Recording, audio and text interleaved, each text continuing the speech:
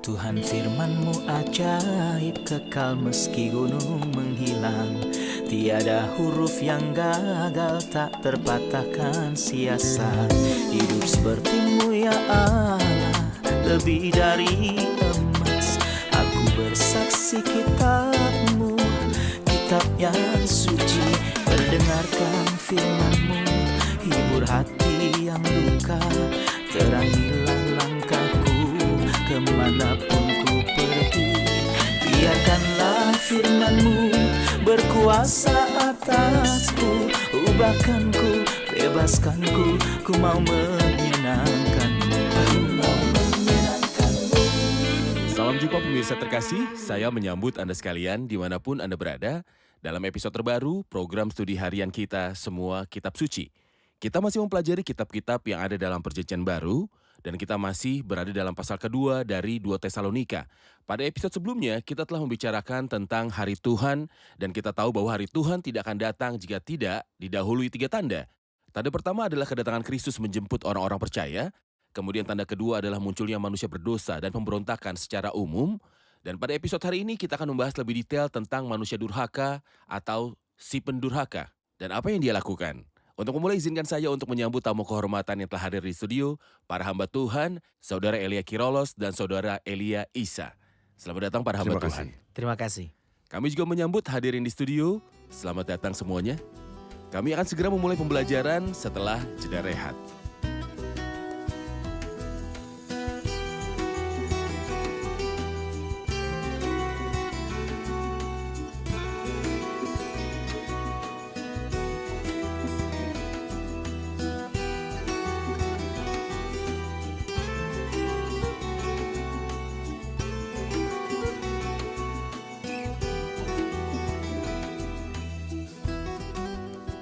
Halo para hamba Tuhan, berjumpa kembali. Terima kasih. Sebuah kehormatan. Tuhan berkati Anda. Kami masih mempelajari peristiwa-peristiwa setelah kedatangan Tuhan untuk menjemput orang-orang percaya. Inilah yang disebut dengan peristiwa-peristiwa akhir minggu dari 70 minggu Daniel. Atau yang berkaitan dengan kemunculan tokoh yang sangat jahat di tempat kejadian tersebut, antikristus atau manusia durhaka. Saya akan membaca mulai dari ayat 8, kemudian saya akan kembali untuk bertanya kepada Saudara Elia. Saya akan membaca dari ayat 7, karena secara rahasia kedurhakaan telah mulai bekerja, tetapi sekarang masih ada yang menahan. Kalau yang menahannya itu telah disingkirkan, pada waktu itulah si pendurhaka baru akan menyatakan dirinya. Tetapi Tuhan Yesus akan membunuhnya dengan nafas mulutnya dan akan memusnahkannya kalau ia datang kembali.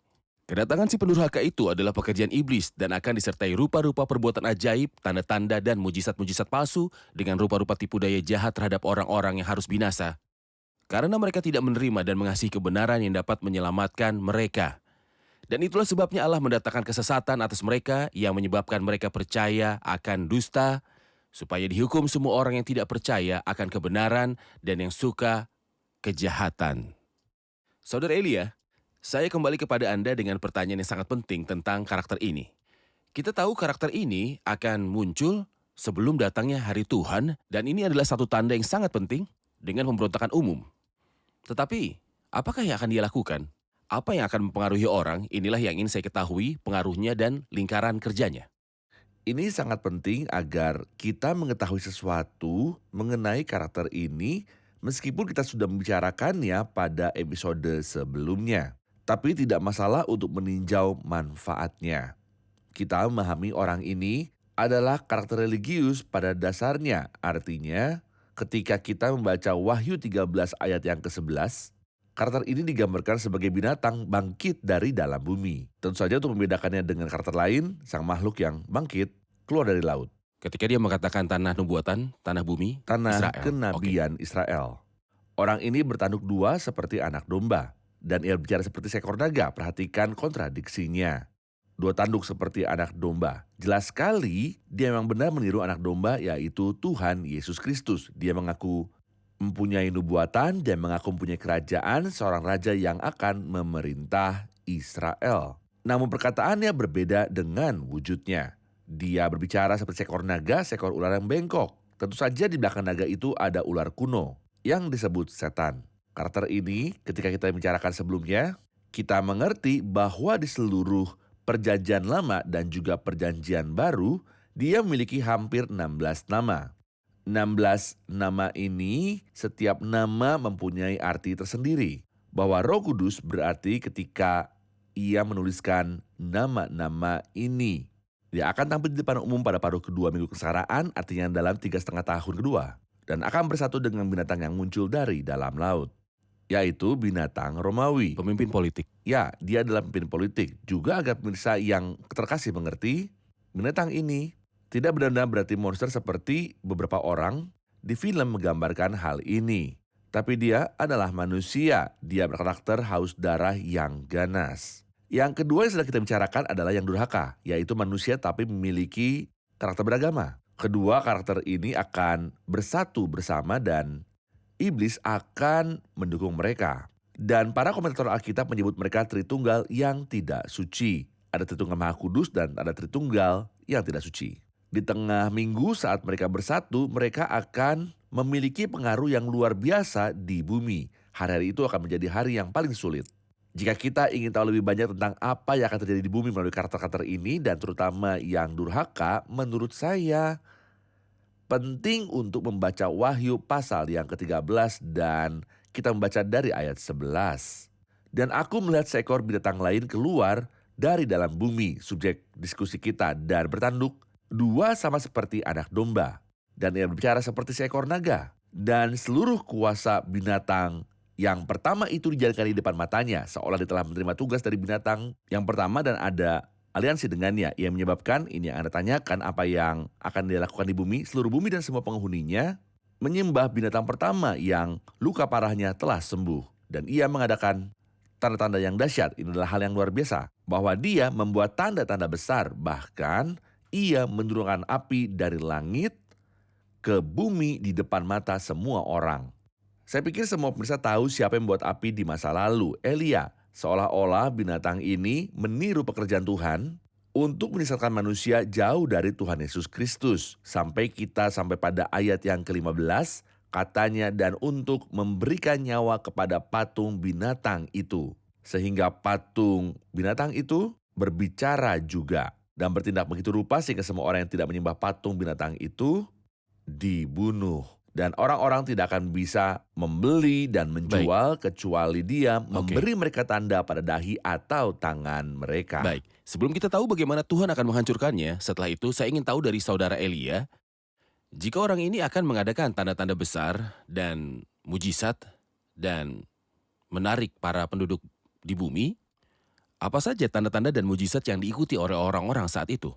Maksudku pengaruhnya dalam tanda-tanda dan mujizat dan penipuan. Mohon beritahu kami tentang sumber segala tanda dan mujizat. Ini sangat jelas ketika kita membaca dalam Wahyu 13 bahwa dia akan mengambil kekuasaan dari iblis. Untuk melakukan hal-hal ini, katanya di ayat yang ke-15, bagian yang baru saja dibacakan oleh saudara Elia dari Wahyu 13, dan hal itu diperbolehkan untuk memberikan nafas kepada patung binatang itu. Hal itu diperbolehkan dari iblis, kemungkinannya memberi nafas roh najis dengan gambar binatang itu, sehingga bahkan patung binatang itu dapat berbicara.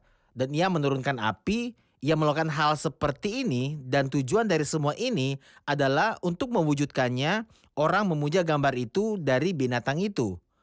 Jadi tidak mengherankan bahkan bagi setan menyamar sebagai seorang malaikat cahaya.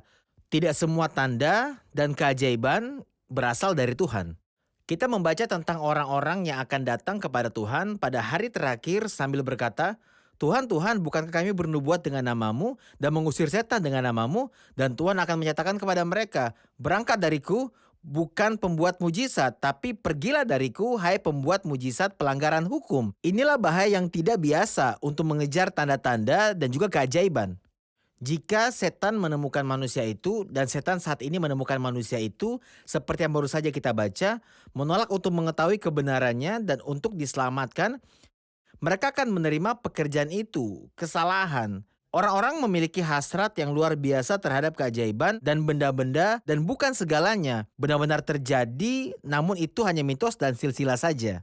Seperti yang kita baca dalam surat Tapi mari Timotius kita pasal sepakat 1. bahwa ya, Tuhan bisa melakukan mujizat, tetapi tidak semua mujizat yang terjadi berasal dari Tuhan. Iblis juga bisa melakukannya. Tentu saja. Setan bisa meniru, Tuhan bekerja, tetapi kita harus yakin dengan apa yang terjadi di hadapan kita. Dari mana Ada sumbernya? bahaya Ada bahayanya mengejar tanda-tanda dan keajaiban karena itu bisa menjadi jebakan setan melepaskan manusia menjauh dari Seseorang misalnya Tuhan. menjawab saya dengan mengatakan, tetapi tanda-tanda mujizat membantu orang untuk percaya. Siapapun yang melihat, percaya. Apakah aturan normal dalam Alkitab bahwa hanya orang yang melihat yang percaya? Jawabannya pasti tidak. Ketika kita membaca Yohanes 12, saudara ayat, dikatakan tentang Tuhan, meskipun dia telah melakukannya begitu banyak tanda di hadapan mereka, mereka masih tidak percaya dalam dirinya.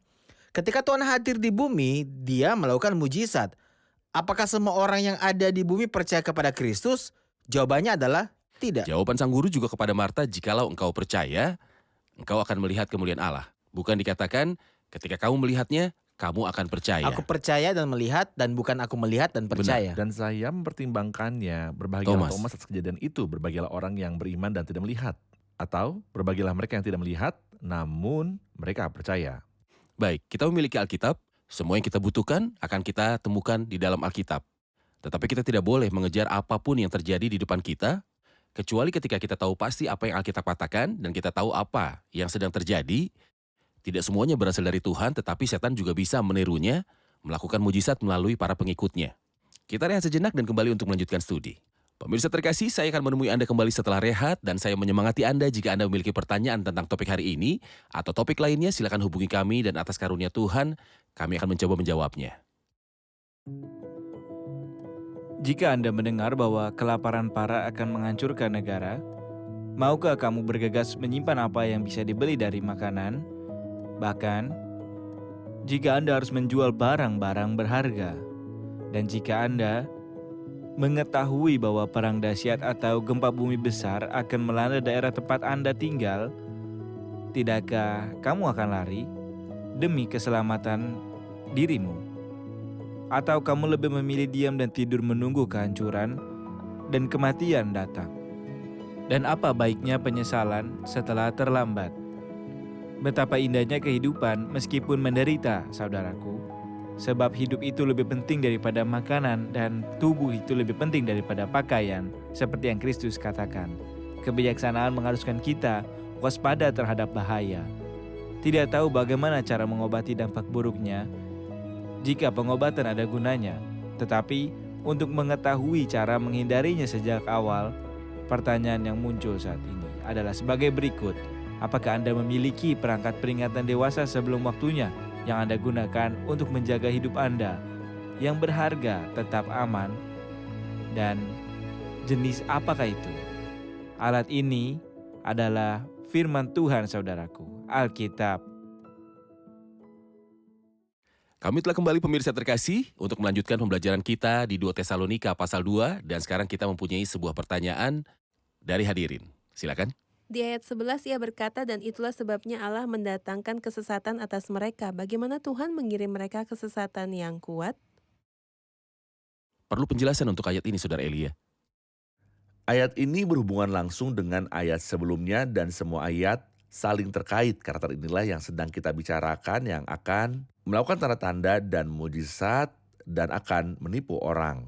Dikatakan tentang tanda-tanda dan mujizat ini menurut ayat yang ke-10 dengan rupa-rupa tipu daya jahat terhadap orang-orang yang harus binasa. Apa artinya ini? Artinya hal-hal yang dia lakukan akan membodohi orang dan orang-orang ini akan binasa. Mengapa manusia akan binasa? Karena mereka tidak menerima dan mengasihi kebenaran yang dapat menyelamatkan mereka. Kami akan terkejut jika dia berkata karena mereka tidak mendengar. Tetapi mereka mendengarnya sekali dan lebih dari sekali, tapi mereka menolak menerima kebenaran. Mereka menolak untuk menerima pesan Injil.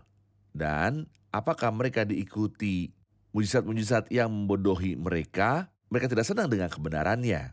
Untuk diselamatkan, seandainya mereka percaya pada firman Tuhan dan menerima Kristus sebagai juru selamat, mereka akan diselamatkan. Hasil dari pembicaraan ini karena mereka tidak menerima dan mengasihi kebenaran yang dapat menyelamatkan mereka. Dan itulah sebabnya Allah mendatangkan kesesatan atas mereka. Saya pikir pembicaraan ini menjelaskan bahwa ada penghakiman ilahi yang akan dieksekusi terhadap orang-orang ini. Tuhan tidak menyerang siapapun. Pesan itu terkirim berkali-kali. Tetapi mereka menolak dalam hati mereka untuk menerima kebenaran. Mereka menolak menerima Kristus Mereka sebagai dengan tegas penyelamat. menolaknya. Dan mereka dengan tegas menolaknya. Ada semacam sifat keras kepala. Jadi bagi orang ini penghakiman harus Dilakukan dengan mendatangkan kesesatan yang kuat supaya mereka percaya pada yang palsu karena mereka tidak percaya pada kebenarannya. Mungkin jika kita kembali ke kisah perjanjian lama yang terkenal, kisah tentang Firaun, Tuhan berurusan dengan Firaun dan mengiriminya pesan berulang kali. Dan dia berpura-pura bahwa dia bermaksud untuk kembali kepada Tuhan dengan segenap hatinya. Tetapi sayangnya terlihat jelas dia keras kepala dan bersikeras pada apa yang ada di hatinya. Dalam hatinya ada kekerasan untuk tidak melepaskan rakyatnya. Dari waktu ke waktu, sebuah ungkapan disebutkan yang mungkin menyebabkan beberapa orang tersandung. Tuhan mengeraskan hati Firaun, ini bukan sejak awal kisah. Tapi ini cocok untuk Tuhan kalau boleh kuucapkan ungkapan ini. Kekerasan dari Firaun, bukan Tuhan yang mengeraskan hatinya. Tapi dia menyerahkannya pada keinginan jiwanya dan pada kekerasan hatinya. Jika Allah akan mengirim kepada bangsa ini yang tidak percaya kepada kebenaran, suatu kesesatan yang kuat sehingga mereka percaya kepada apa yang palsu, apa hal palsu yang dapat dipercayai bangsa ini? Yang palsu di sini, kebohongan besar adalah bahwa karakter ini yang akan muncul akan menyatakan dirinya. Mungkin sebagai raja yang dijanjikan, atau menyatakan dirinya sebagai Kristus atau Mesias. Dan bahkan lebih, ia meninggikan dirinya dan menyatakan dirinya sebagai Allah dan akan minta orang untuk menyembahnya dan menghormatinya. Ini adalah kebohongan yang terbesar dan tipuan terbesar. Silakan Saudara Elia. Sepertinya dia ingin mengatakan bahwa sekarang ada peluang agar setiap orang menerima kebenaran. Akulah jalan dan kebenaran dan hidup. Maka dia menerima hidup yang kekal, dan jika dia tidak menerima Kristus dengan memilih kebenaran sekarang, suatu hari dia akan menerima nabi palsu yang bertentangan dengan keinginannya. Dia akan menerima khayalan itu, dia tidak punya pilihan lain. Dan ini akan menjadi penipuan bagi mereka yang sedang binasa. Di masa lalu Pilatus bertanya kepada Kristus selama persidangan, apakah kebenaran itu? Tapi dia tidak menunggu jawabannya dan pergi keluar. Dan sayangnya setiap orang yang tidak percaya kebenaran, Kristus berkata tentang dirinya sendiri, akulah jalan dan kebenaran. Dan hidup. Dan takdirnya adalah kesengsaraan abadi. Ya. Untuk alasan ini saya ingin Anda mengomentari ayat 12, supaya dihukum semua orang yang tidak percaya akan kebenaran dan yang suka kejahatan. Kecaman terhadap mereka yang menolak, yang tidak percaya kepada kebenaran. Mohon jelaskan tentang penghakiman terakhir. Orang-orang itu tidak hanya berkesempatan untuk mendengar, seperti yang baru saja kita dengar dari hamba Tuhan. Tapi mereka mendengar dan mereka menolak. Adapun hukumannya, tidak ada seorang pun di bawah matahari yang tidak menerima kesempatan untuk keselamatan. Namun Tuhan pernah berkata, "Karena aku telah memanggil dan kamu menolak untuk mendengarkan, telah mengulurkan tanganku dan tak seorang pun mengindahkannya. Aku juga akan menertawakan musibahmu. Aku akan mengejek ketika teror menyerang kamu." Ketika kita membaca Roma pasal 2, ini memberitahu kita tentang alasan penghakiman yang akan dijatuhkan di seluruh dunia. Baik di dunia keagamaan maupun pagan. Salah satunya pada pendahuluan pasal ayat yang kelima. Dia berkata, "Tetapi karena dari kerasmu dan hati yang tidak mau bertobat kamu simpan kemurkaan bagi dirimu sendiri pada hari kemurkaan. Penghukuman karena Tuhan menawarkan keselamatan dan pernyataan ilahi dan manusia menolak." Betapa lebih buruknya hukuman itu, seperti yang juga dikatakan Alkitab dalam Ibrani 2. Bagaimana kita bisa lolos jika kita lalai? Penyelamatan yang luar biasa. Bagaimana Tuhan akan membalas dendam terhadap karakter ini? Bagaimana Tuhan akan memusnahkan karakter ini? Tentu saja yang Anda maksud adalah karakter orang yang durhaka.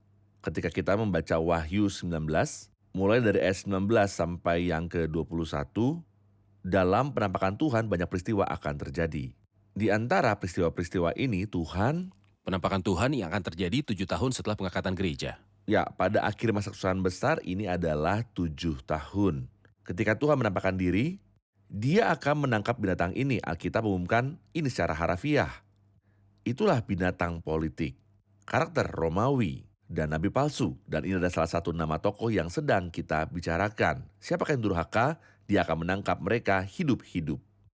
Dan ini akan terlihat oleh seluruh dunia. Dan binatang serta nabi palsu itu akan dilemparkan hidup-hidup ke dalam danau api yang membakar belerang. Tuhan akan membunuhnya dengan nafas mulutnya, dengan sebuah kata yang keluar dari mulutnya. Dan dia akan menangkap mereka hidup-hidup dan melemparkan mereka bersama-sama. Dua kata pertama ini akan terbuka lautan api belerang. Inilah penghakiman tersebut. Dan inilah kutukannya. Pemirsa terkasih, jika Anda memiliki pertanyaan lain tentang topik ini mengenai peristiwa-peristiwa setelah pengangkatan, penghakiman, kesengsaraan besar, dan perang yang disebut dengan Armageddon di lembah Yosafat, dan bagaimana Tuhan akan membinasakan musuh-musuhnya, silakan hubungi kami dan kami akan mengirimkan Anda serial terorganisir pembelajaran, bagaimana kejadiannya setelah kedatangan Kristus untuk mengangkat orang-orang kudus bersamanya. Saudara Elia Kerelos, kita akan melanjutkan ke ayat 13. Akan tetapi kami harus selalu mengucap syukur kepada Allah karena kamu saudara-saudara yang dikasihi Tuhan, sebab Allah dari mulanya telah memilih kamu untuk diselamatkan dalam roh, yang menguduskan kamu dalam kebenaran yang kamu percayai. Setelah ini dia berbicara tentang kemapanan. Bagaimana orang-orang beriman dimapankan? Pendirian adalah karya ilahi, seperti yang dia katakan dalam ayat yang ke-17, bahwa Tuhan adalah Bapa kita, dan Tuhan kita Yesus Kristus menghibur hatimu dan menguatkanmu. Namun ada peran bagi orang beriman, itu adalah untuk mematuhi ajaran firman Tuhan dan untuk menguji firman itu, terutama pada pendahuluan pasal ini. Dia berbicara tentang orang-orang yang ingin menggoyahkan tentang iman mereka. Seolah-olah atau mereka benar-benar ingin memalsukan surat itu seolah-olah dari Rasul Paulus. Penuh dengan ajaran yang menyesatkan dan kesalahan dan ingin menyesatkan orang-orang ini. Itu sebabnya dia mengatakan kepada mereka bahwa untuk berdiri teguh, kamu harus berpegang pada kebenaran dan memiliki semangat untuk membedakan untuk apa yang benar dan apa adanya kesalahan. Ia mengutip ayat yang diucapkan Rasul Yohanes ketika dia berbicara di pasal surat pertama ayat yang ke-24. Ia berkata, "Hendaklah apa yang kamu dengar sejak awal tetap tinggal di dalam kamu. Jika apa yang Anda dengar dari awal tinggal di dalam kamu, lalu kamu juga akan tinggal di dalam Anak dan di dalam Bapa." Peran orang beriman dalam ketaatan adalah tahan dan uji kata-kata. Dan menurut saya itulah yang terjadi dalam surat kepada jemaat Galatia di pasal yang pertama. Ketika orang-orang ingin mengganggu orang-orang beriman di sana dan menjadikan mereka berbeda, Injil tidak ada satu lagi. Sederhananya, peran orang beriman adalah untuk berpegang pada firman Tuhan dan untuk menguji apa yang dikatakan. Baik, kita akan menerima pertanyaan hadirin. Pertanyaan saya dari ayat yang ke-13. Pada bagian, sebab Allah dari mulanya telah memilih kamu untuk diselamatkan dalam roh yang menguduskan kamu dan dalam kebenaran yang kamu percaya. Apa yang dimaksud dengan ini? Apa yang dimaksud dengan kata-kata ini, terutama penyucian oleh roh dan iman kepada kebenaran? Sebenarnya ayat 13 dan 14 secara singkat adalah ayat-ayat terbesar yang menjelaskan tujuan Allah terhadap kita sebagai orang percaya. Dan ayat-ayat ini membawa kita dari masa kekalan melalui waktu sampai ketika Roh Kudus membawa kita ke masa depan yang kekal. Ada kemiripan dengan Roma pasal 8. Sebab semua orang yang dipilihnya dari semula, mereka juga tentukannya dari semula untuk selama-lamanya. Dan sebab semua orang yang dipilihnya dari semula, mereka juga tentukannya pada waktunya. Dan dia juga membenarkan mereka pada waktu itu, kemudian dia memulihkan mereka di masa depan, persis seperti gagasan yang sama di sini. Allah memilih kita. Rasul bicara tentang pemilihan kekal dalam maksud Allah dan pengetahuan Allah Bapa. Kemudian sekarang Roh Kudus menguduskan bejana yang terpilih, artinya dia memisahkan dan mengasihinya. Dia berjuang di dalamnya dengan menggunakan firman Allah, menggunakan keadaan lainnya. Dia terus berjuang di dalamnya sampai dia memisahkan dia seperti batu yang dipotong dari kuari dunia. Ini adalah pekerjaan dalam, tetapi juga orang yang memiliki Roh Kudus di dalamnya berjuang yang terpilih, tidak hanya pekerjaan Roh Kudus di dalamnya, tetapi dia memiliki tanggung jawab untuk percaya pada kebenaran.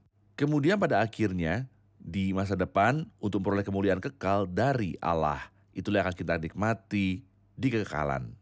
Kemudian Roh Kudus juga berjuang dengan jiwa yang diselamatkan untuk penyucian, tetapi penyucian mengarah pada iman kepada kebenaran. Persis. Seolah iman kepada kebenaran bukanlah dari manusia tetapi oleh pekerjaan Roh Kudus. Pekerjaan Roh Kudus. Baik, saya melihat bahwa jika ada dua cara untuk binasa, yaitu murtad dan manusia durhaka, tetapi juga ada dua cara untuk pengudusan, yaitu Roh Allah dan kebenaran firman kudus. Ini adalah pekerjaan Allah.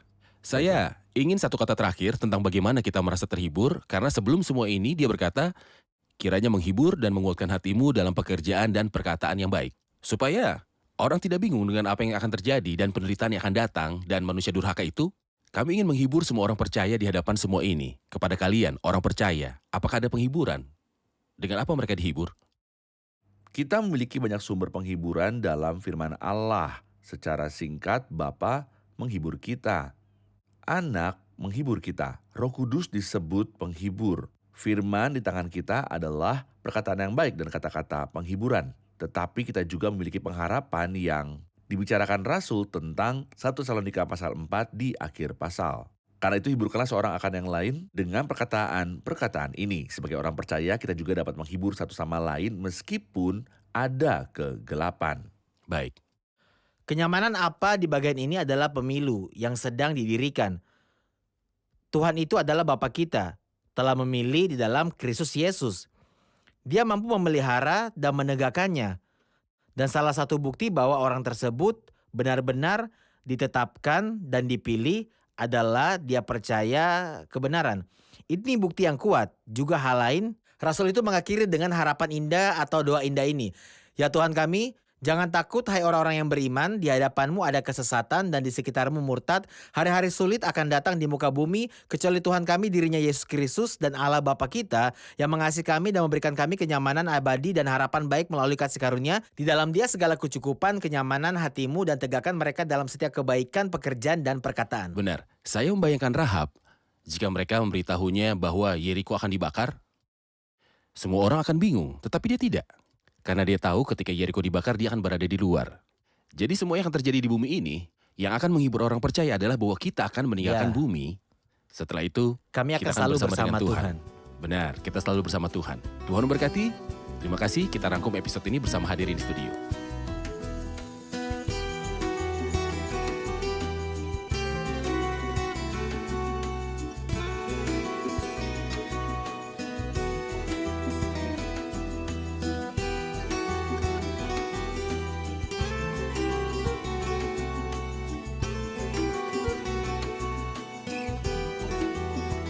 Halo semuanya.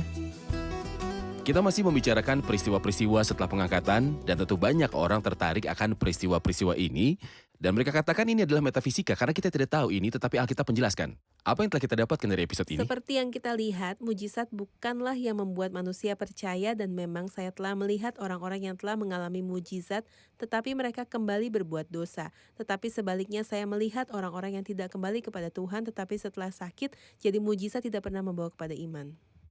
Yang paling berbahaya bagi seseorang adalah jika dia mengeras hatinya terhadap firman kebenaran. Sekali, 2 kali, dan 3 kali, pada akhirnya ia akan menjadi percaya kepada kesesatan. Oke, Hal yang paling menegurkan bagi manusia adalah perkataan sebab Allah dari mulanya telah memilih kamu untuk diselamatkan dalam roh yang menguduskan kamu dan dalam kebenaran yang kamu percaya. Dia akan menyelesaikannya, ia yang memulai pekerjaan yang baik di antara kamu akan meneruskannya sampai pada akhirnya pada hari Kristus Yesus. kita bukan untuk murka dan bukan dari murka. Tuhan memberkati Anda. Terima kasih. Terima kasih para pelayan Tuhan. Kita lanjutkan diskusi di episode selanjutnya. Pemirsa terkasih, kita belajar dari firman dalam episode hari ini bahwa kita berada dalam zaman kasih karunia. Saya mendorong Anda untuk menentukan takdirmu sekarang. Anda bisa mencoba segala sesuatu di dunia ini kecuali takdir dalam hidupmu. Anda bisa kehilangan properti, mereka bisa diganti. Anda bisa kehilangan uang, mereka bisa diganti. Anda bisa kehilangan segala jenis perdagangan, itu bisa diganti, kecuali hidupmu hanya ada satu. Dan takdirmu adalah kekal dan tidak dapat dicabut. Terimalah Kristus sekarang. Saya akan menemui Anda kembali di episode yang selanjutnya. Tuhan besertamu.